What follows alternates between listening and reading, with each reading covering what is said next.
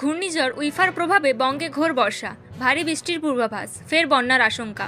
পশ্চিম প্রশান্ত মহাসাগর থেকে ধেয়ে আসা ঘূর্ণিঝড় উইফা বর্তমানে গভীর নিম্নচাপ রূপে ইন্দো চায়না অঞ্চলের উপর অবস্থান করছে।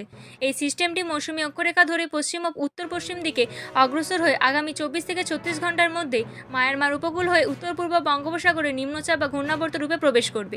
এর প্রভাবে আজ উত্তর পূর্ব বঙ্গোপসাগরে একটি নিম্নচাপ তৈরির জোরালো সম্ভাবনা দেখা যাচ্ছে। যেহেতু এই সিস্টেমটি এমজিও এর সমর্থন এবং অন্যান্য অনুকূল পরিবেশ পাচ্ছে, তাই নিম্নচাপে পরিণত হওয়ার পরবর্তী 24 ঘন্টার মধ্যে এটি বেশ শক্তিশালী হয়ে গভীর নিম্নচাপে পরিণত হতে পারে। অনুমান করা যাচ্ছে এটি 25 থেকে 26 জুলাই অর্থাৎ শুক্রবার ও শনিবারের মধ্যে পশ্চিমবঙ্গ উপকূল অতিক্রম করতে পারে। বর্ষাকালীন সিস্টেম হওয়ায় এর মেঘলামার বেশিরভাগ অংশ দক্ষিণ ও দক্ষিণ পশ্চিম দিকে হেলে থাকবে, যাকে আবহাওয়া বিজ্ঞানের ভাষায় টিল্ট হয়ে বলা থাকে।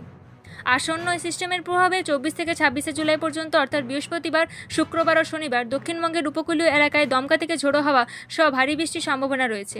নিম্নচাপের সবচেয়ে বেশি প্রভাব পড়বে দক্ষিণ 24 পরগনা, পূর্ব মেদিনীপুর, পশ্চিম মেদিনীপুর ও ঝাড়গ্রাম জেলায়।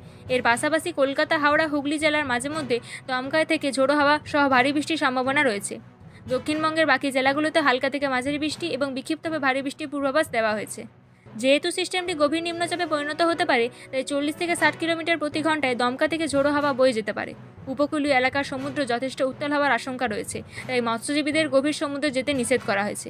এই গভীর নিম্নচাপের প্রভাবে দক্ষিণবঙ্গের উপকূলীয় ও পশ্চিমাঞ্চলের জেলাগুলোতে জলমগ্নতা ও বন্যা সদৃশের পরিস্থিতি তৈরি হতে পারে।